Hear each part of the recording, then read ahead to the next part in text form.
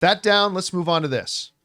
You might have noticed in our last conversation that we just had about the trailer Super Bowl, there's one we didn't talk about, which was Thunderbolts. Because to me, it was by far and away, no questions asked, the best spot we had. I have been saying that I actually think, like, I'm looking forward to Captain America, I am, and I'm excited about Fantastic Four. But for some reason, I think I'm most excited for Thunderbolts. I've really liked the spots we've got so far. What they are doing so brilliantly with this marketing campaign, they're not just putting out great trailers. They are understanding that they're building on what we as the audience have already been exposed to. Okay, we showed them this. Now let's show them this that builds on what we saw before. And now let's show them this that builds on what they saw before. You know what they're not doing? They're not putting out a new trailer that is just 80% of the last trailer with about 20% new stuff. It's like, I watched this new trailer. It was completely fresh. And I gotta say, it is better than any trailer Captain America 4 has put out. It is better than the Fantastic Four trailer we got. I think it's better than the Superman trailer. And I love the Superman trailer. I loved this trailer. This had everything I wanted Thunderbolts to be. It is now not even close. It's a decided factor for me. My most anticipated movie of the year is still Superman. It is. But in the Marvel side, this is easily more than Daredevil Born Again. This is the Marvel project I'm actually most excited to see. And if you had asked me a year ago, it probably would have been somewhere in last for me. Red Guardian, I would absolutely 100% eat up a Disney Plus series just on Red Guardian. I love the fact that they're really leaning into the limitations of the character. I like how the trailer basically shows us that these guys are going to encounter Void early in the film, Sentry / Void early in the film, and they're just straight up going to get their asses handed to them. And they're like, we're out of our league. Like, what are we doing here? Which is exactly what I've always thought about. How can you have Sentry and the Void in this movie? What are the Thunderbolts going to do? And they kind of just own up to it right away. Like, I cannot believe how much I love this trailer. Not the best trailer I've seen in the last couple of years, but man, I'll tell you what, I questioned Rob when they even announced that they were doing the Thunderbolts. I admit, because I think we were doing a show, and I think I admit saying, why? Why are you doing a Thunderbolt? You think that's what you think that's what the MCU needs right now? A Thunderbolts movie. And I was very skeptical about it, and I was questioning their wisdom of it. I tell you, man, I don't think there's a single Marvel thing coming out this year that I'm looking forward to watch more. We want to take a second to thank a sponsor of today's episode, NordVPN. All right, let's be real. There's nothing worse than wanting to stream your favorite show or watch a live game only to find out it's blocked in your country. But guess what? With NordVPN, that is never a problem. With just one click, you can switch your virtual location and access content from anywhere in the world. I have loved using NordVPN. Whether I'm traveling and using public Wi-Fi or just shopping online, NordVPN keeps my personal info safe and private. By switching my location, I can even save money on flights, hotels, and subscriptions. It's like a cheat code for getting the best deals. NordVPN is the fastest VPN in the world, so there's no buffering when I'm streaming. Plus, their threat protection feature blocks malware, trackers, and phishing attempts, keeping my devices safe 24/7. And with just one account, I can protect up to 10 devices, so my whole setup is covered. So to get the best discount on your NordVPN plan, head to nordvpn.com/John Campea, and our link will even give you 4 extra months for free on the 2-year plan. Plus, there's no risk with Nord's 30-day money-back guarantee. Links in the description. Check it out now. Anyway, you had a chance to see it. Was that Void that was causing the darkness all over the place? What was your breakdown of it? Well, watching what happened to those poor running people. They're just smoked. It was like not since Steven Spielberg's War of the Worlds where people just went boom, and turned into dust. Turned into shadows. I mean, basically. It was shadows on the ground. That was really disturbing. I was like, that's really, really cool. And then they had a couple of shots where you saw Sentry flying, in the distance. You don't see his costume. You just see a guy flying with a cape. I mean, I really enjoyed this trailer. I loved all the character interplay, but I have to say one thing. This felt to me like a movie unto itself. Like I'm watching this going, okay, this looks cool, but it didn't. And I know these characters. I've seen all these characters in the MCU, but again, it feels like it's an island unto itself. When I was watching Guardians of the Galaxy, it's like, okay, we're now going cosmic with the MCU. We're going somewhere we haven't been. This movie feels almost like, okay, it could be good, but what does this have to do with everything else? But should we stop with that? Like, shouldn't movies be good movies in and of themselves, and it should stop being looked at as, but how does this tie into Shang-Chi, right? But the thing is, they've set that up over 15 years, and I'm looking at these characters. All these characters were from movies or TV shows, and they've furthered their own stories. And I'm watching this all, and I can't help but think, how does this follow up on? It must follow up from Brave New World. There's got to be some lead in to this, and if so, I guess it's because we were anticipating. We knew in the beginning of the MCU that it was leading to Avengers. So it's like, ooh, we know where this is going. There was some idea, and then we knew Thanos was out there. There was always something, and with this, the idea of Void and Sentry, that's a big deal.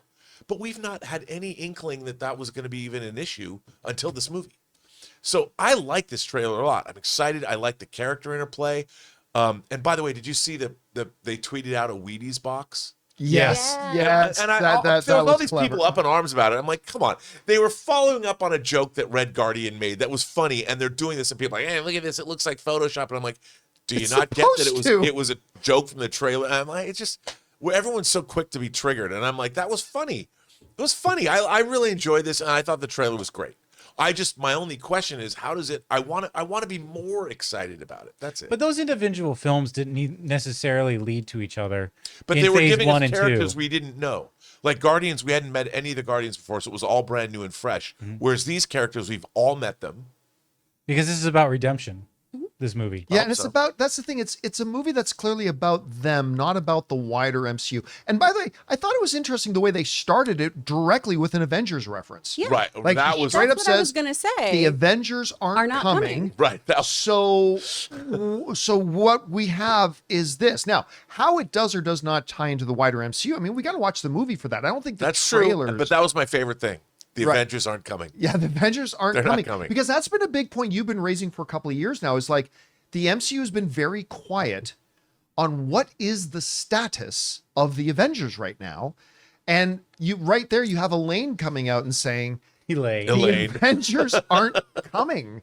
And we're left with this. Now, how it ties into the rest, we'll kind of have to see. Anyway, Chris, what were your impressions of the trailer? Oh, I love it so much. I think it's wonderful. And I had the opposite reaction of, oh, okay, here's why they're here. The Avengers aren't coming. This is what we've got.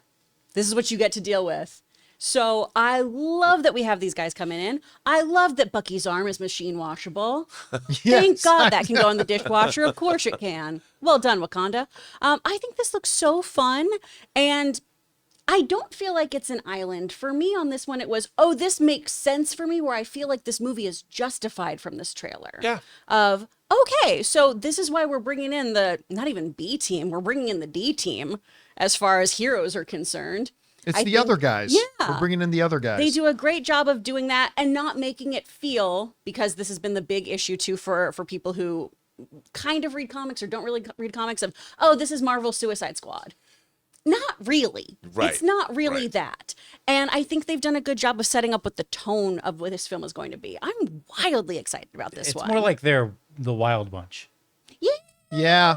that. And one of the big, I've seen a lot of people trying to make connections or comparisons to Suicide Squad.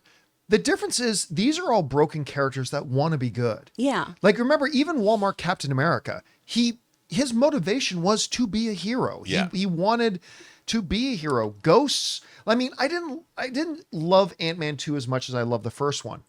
But the thing about Ghost, when you understand her motivation and what she was doing, she was not a villain per se. Yelena was not a villain. Bucky was. Actually, that's a great thing that I think one of the things they're doing in that opening scene when she says, the Avengers aren't coming and Bucky's there. I know there's been a lot of people who have said, why didn't would have made more sense for Cap to give Bucky the shield. And first of all, I don't think Cap should have given it to Bucky or Sam, but that's neither here nor there. But one of the things I've always said is that it couldn't be Bucky, because Bucky, for whatever reason, He's been an assassin killing a lot of people Yes. for decades and decades and decades and decades. You can't just suddenly say, this is now your Captain America. And I wonder if him being in that hearing has something to do with Valentina trying to, create a sanctioned team, and Bucky Barnes is going to be my front guy on it. And it's going to be a hard sell for something like that. So I wonder if that's going to be a part of it too. But Rob, let me go over to you on this. The part to me that I've always been a little bit confused about when we found out Sentry was going to be there is if they do indeed go Void, which, look, for those of you who don't read or know much about the comic story of this, Void's bad. Like, really, really bad. Like, can't let Void out no matter what, cosmic level bad. And so you're having Sentry, who's basically Marvel's Superman. Like, how do you set up this movie with, as Yelena points out, so we're people who shoot guns and punch. What are we going to do? Right. Like, I'm kind of feeling that. Do you have any theories about how they're going to, like, deal with Sentry / Void? Well, I think that they can't. I think something's going to happen. Whatever that something is, I don't know. But there's going to be something that occurs that they aren't responsible for. I don't know, but that's one of the things I'm most interested about, because these characters just don't have the capability, even combined, to combat whatever Void is, and unless there's some like Ark of the Covenant MacGuffin. And are they split apart at this point? Sentry and Void, and then you're going to see the combination. I don't know. It's going to be interesting. I mean, all that stuff's really cool. Like I said, I love seeing those people get shadowed. That was really terrifying. I'm like, wow, that's really disturbing. I'm like, effortless. Yeah. Just poof, and people are dying. Yeah, and it getting reminds me of out. War of the Worlds, the Korean thing when the monsters came out of hell and were pulling people down. It was great. Chris, you got any theories about how on earth do you have a team like the Thunderbolts being faced with a challenge like Void / Sentry? Like, how are they going to bridge that gap? The power of friendship. The Care Bears? Yeah, The they're Care going Bear to do the Care Bear stare. They're all going to Fight 'em. shoot You hearts can out of their fight 'em. tummies, and it's going to be precious. Yeah, it's going to be some kind of comic-y MacGuffin, I think. There's going to be some kind of artifact or some kind of thing. That will split them apart, then yeah. Sentry can fight Void. Yeah. My big fear here with Sentry and Void is do not do the Monster of the Week thing with Void. Please, please, please do not make this a one and done. I need this to be a threat that looms here of Void could come back or something is unresolved with Void. I just have a problem with how Marvel a lot of times does the one and done with their villains, because they don't feel like real threats when it's just, and we handled that and we're good to move on. I want something that has a bit more of an arc, and that's a villain that I think you can really do a lot with. Let me ask you this question though. Is there room? And this is not this is a theoretical question. It's not rhetorical.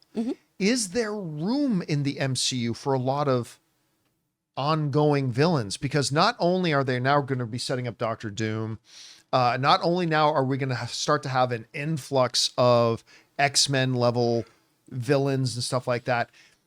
Is there room in the Pantheon to have something like a Void show up and still be out there? I mean, the Celestials are still out there. There's a lot of that. Is there room, or is it almost a necessity? And again, not a rhetorical question. Is it almost a necessity to have these characters come in and then kill them out quickly to make room for the other villains coming? I don't know. I don't think so. I think much like Wicked, we can all hold space. We can have these other people here, because that's what we as comic book fans have been doing for years. That another big bad could come into the mix or be an unlikely ally, somebody you have to deal with to fight a different big bad. And you have to make this, uncomfortable alliance, much like we're planning on seeing with Daredevil. Right? You have a lot of room to have them there and waiting in the wings so that we have the threat of that, especially with Sentry, where it is another aspect of him is being held at bay. That's really scary to welcome somebody like that onto your team, to have them around, all of humanity when they could break bad at any moment. I think those kinds of things, you can't have them waiting in the wings, and there's room for people to understand that somebody can come back. I think our audiences are a little more clever than we give them credit for. By the way, speaking of our audience, a lot of people in the live chat talking about we're going to have Galactus. I don't think Galactus is going to be one and done. in Fantastic No. Four. No. I mean, Doom is going to be enduring, stuff like that. Yeah. Or like maybe they just ultimately, like you said, the threat of them returning is enough. Like maybe just they figure out a way for Sentry to control Void and put him, because much in the comics, Sentry is just always just fighting to keep Void contained. So Exactly. Void doesn't come out. But the threat is there, like you're saying. So maybe that's enough. Anyway, guys, question is for you.